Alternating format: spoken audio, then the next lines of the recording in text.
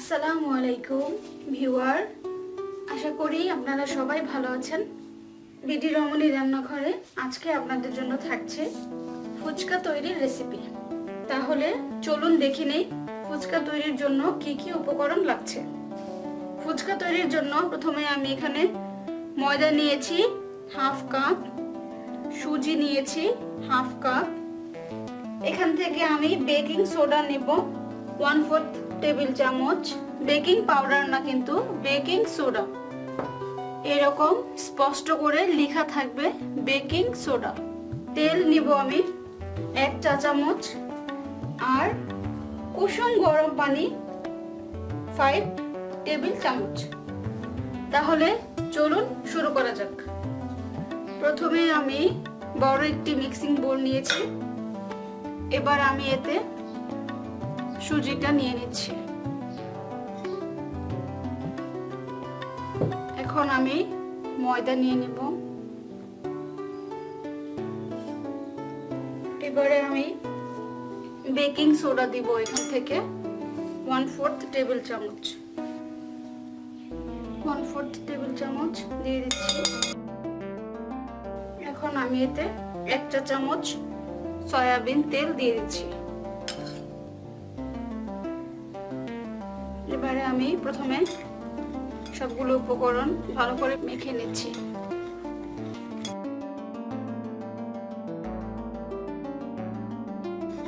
হয়ে গেছে মেশানো, এবারে আমি পানি দিয়ে দিব।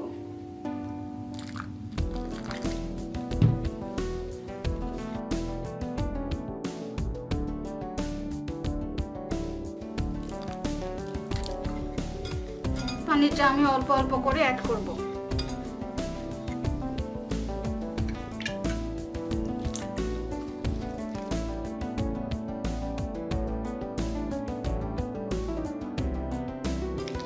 আর কোনো পানি দিব না, এখন আমি ভালো করে এটাকে মেখে নেব।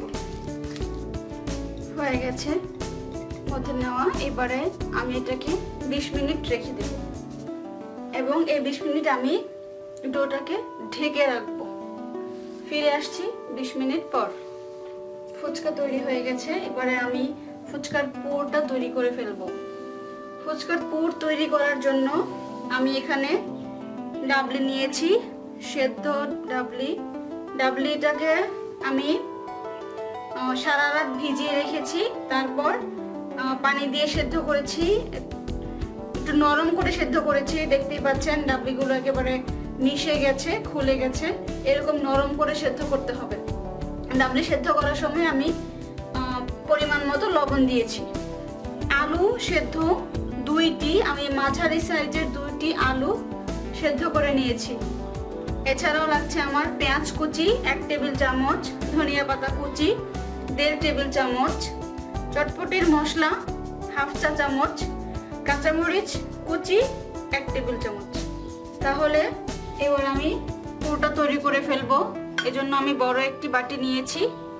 এখন আমি বাটিতে সেদ্ধ আলুটা নিয়ে নেব।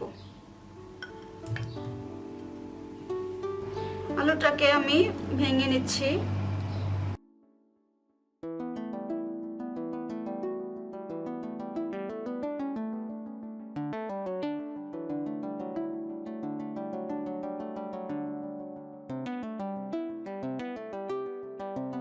হয়ে গেছে, এবার আমি আগের বাটিতে উঠিয়ে রাখলাম। এখন এই বাটিতে আমি পেঁয়াজ কুচিটা দিয়ে দিচ্ছি, সাথে দিচ্ছি মরিচ কুচি। এবার আমি সামান্য পরিমাণে লবণ দিব। আমি আলু সেদ্ধ করার সময় কোনো লবণ দেইনি, আলুর আন্দাজে লবণটা দিচ্ছি। খুব বেশি লবণ দেওয়া যাবে না, কেননা জাত মশলায় লবণ আছে। এখন আমি দুটি উপকরণ ভালো করে মেখে নিচ্ছি। হয়ে গেছে মাখা। এবারে আমি সাথে দিয়ে দিচ্ছি ধনিয়া পাতা কুচি, এবার দিব চাট মশলা।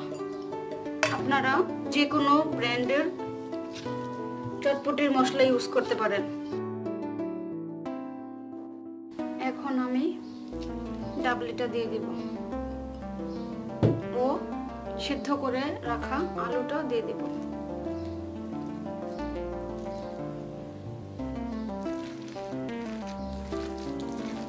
এখন সবগুলো উপকরণ খুব ভালো করে মাখিয়ে নিতে হবে।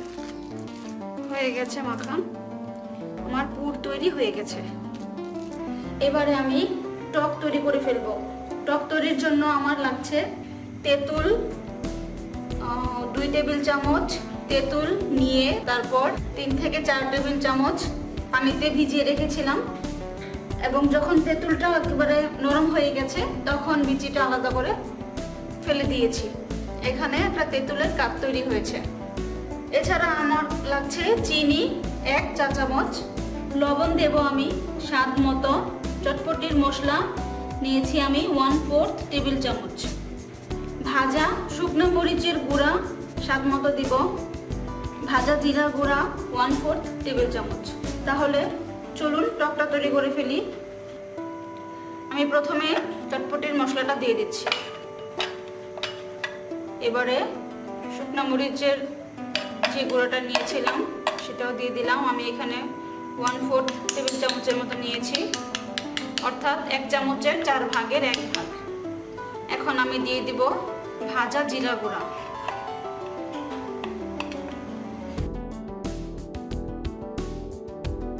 এবারে স্বাদ মতো লবণ দিব। এখন আমি চিনি দিয়ে দিচ্ছি। কেউ যদি চিনি না দিতে চান, একেবারে সরাসরি টক খেতে চান, তাহলে যারা মিষ্টিটা পছন্দ করেন তারা চিনি দিয়ে নেবেন। দেখা যাচ্ছে আমার সসটা তৈরি হয়ে গেছে। যদি আপনার সসটা বেশি ঘন হয়ে যায় তাহলে একটু পানি অ্যাড করতে পারেন। এবার চলুন পরবর্তী পর্যায়ে যাওয়া যাক। 20 মিনিট হয়ে গেছে, আমার ডোটা তৈরি হয়ে গেছে। এবারে আমি ডোটা থেকে বড় করে রুটি বেলে নিব। রুটি বেলার জন্য আমি একটা কাঠের পিঁড়ি ইউজ করছি। আমি অর্ধেকটা পরিমাণের ডো নিয়ে নিয়েছি।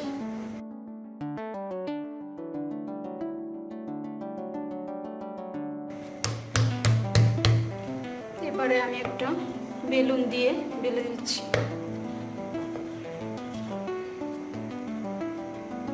রুটিটা সব দিকেই সমানভাবে বেলতে হবে, যাতে করে কোথাও উঁচু বা কোথাও নিচু না থাকে। হয়ে গেছে রুটি বেলা। এবারে আমি একটা ছড়ানো প্লেটে তেল মাখিয়ে নিচ্ছি, যাতে করে ফুচকাগুলোকে সহজে প্লেট থেকে তুলে নেওয়া যায়।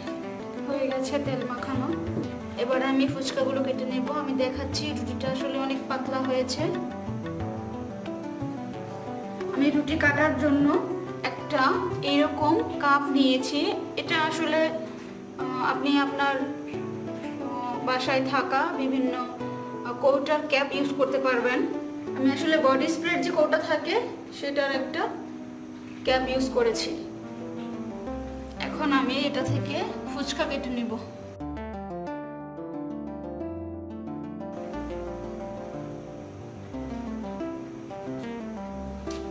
এবারে আমি রেখে দিচ্ছি।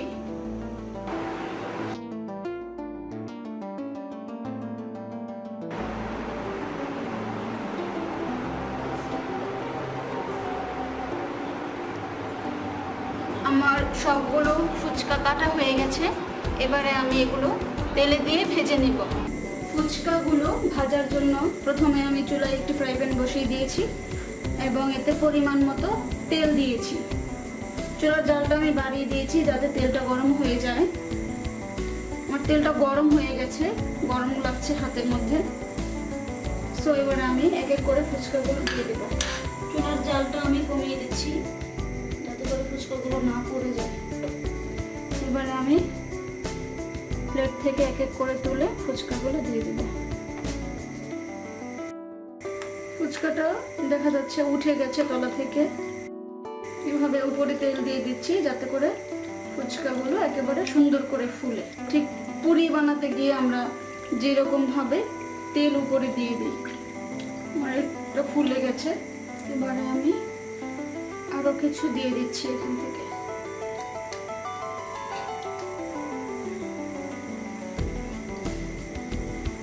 পুরি যেমন একটা একটা করে ভাজতে হয়, ঠিক সেম ভাবে ফুচকাগুলোকেও এক এক করে ভাজতে হবে। প্রতিটা ফুচকা দেওয়ার পরে ফুলে যাওয়া পর্যন্ত অপেক্ষা করতে হবে। অনেকগুলো ফুচকা দেওয়া হয়ে গেছে, এবারে আমি এগুলো ভাজা পর্যন্ত অপেক্ষা করব। যখন এক পাশ ভাজা হয়ে যাবে তখন আমি পাশ উল্টে দেব। আমার ফুচকাগুলোর এক পাশ হয়ে গেছে, এবার আমি পাশ উল্টে দিচ্ছি। ভাজা হয়ে গেছে আমার ফুচকাগুলো। এবারে আমি একটি প্লেটে টিস্যু বিছিয়ে নিয়েছি এবং এরকম একটা স্ট্রেইনার দিয়ে আমি ফুচকাগুলো তুলে নেব, যাতে করে তেলটা পুরোপুরি ঝরে যায়। সাউন্ডটা নিশ্চয়ই খেয়াল করছেন, একেবারে মুচমুচে হয়েছে। আমার ফুচকাগুলো তৈরি হয়ে গেছে, দেখতে পাচ্ছেন কত সুন্দর লাগছে। তো আমি একটা হাতে নিয়ে দেখাচ্ছি ফুচকাগুলো আসলে কেমন ক্রিস্পি হয়েছে। দেখতে পাচ্ছেন টোকা দেওয়া মাত্রই ফুচকাগুলো ভেঙে যাচ্ছে। ওয়াও! তো আমার ফুচকা রেডি। এবারে আমি ফুচকাগুলোর মধ্যে পুর দিয়ে দিব। আমি একটা ফুচকা এরকম ভেঙে নিয়েছি। এখন আমি এতে পুর দিয়ে দিব।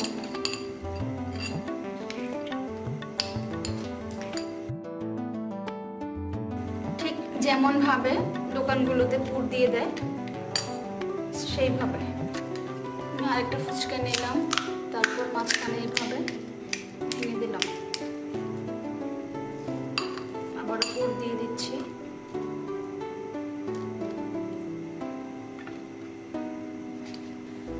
আমি এক প্লেট ফুচকার ভিতরে পুর দিয়ে দিলাম। এবারে আমি ফুচকাটাকে সাজিয়ে দিব। চলুন দেখে নেই ফুচকা সাজানোর জন্য আমার কি কি লাগছে। আমি এখানে শসা কুচি নিয়েছি, প্রয়োজন মতো দেব এখান থেকে। ধনিয়া পাতা কুচি, কাঁচা মরিচ কুচি, পেঁয়াজ কুচি, আমি একটা পেঁয়াজ কুচি করে নিয়েছি। একটা ডিম আমি সেদ্ধ করে নিয়েছি, ডিমটা আমি উপরে দিয়ে দিব, ঠিক যেভাবে দোকানে দিয়ে দেয়। তাহলে চলুন ফুচকাটা আমরা সাজিয়ে ফেলি।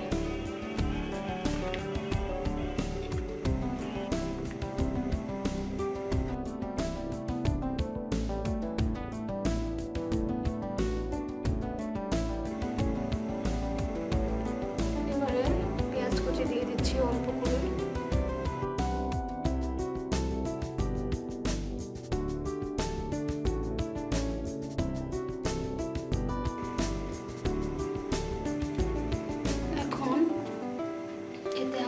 মরিচ কুচি দিয়ে দিব।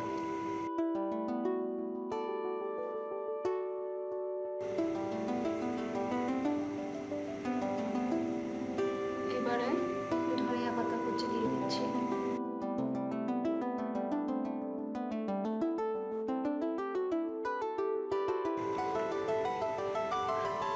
হয়ে গেছে। সব শেষে আমি ডিমটাকে গ্রেট করে দেব।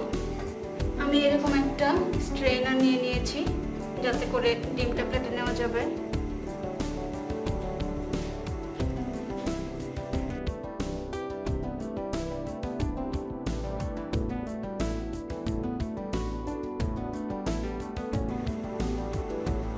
ওয়াও, অসাধারণ! আমার কাছে এখনই মনে হচ্ছে যেন আমি কোনো রেস্টুরেন্টে চলে গেছি ফুচকা খাওয়ার জন্য। এবারে আমি মাঝখানে রেখে দিচ্ছি টক। টকের মধ্যে আমি দু একটা ধনিয়া পাতা কুচি এভাবে ছিটিয়ে দিচ্ছি।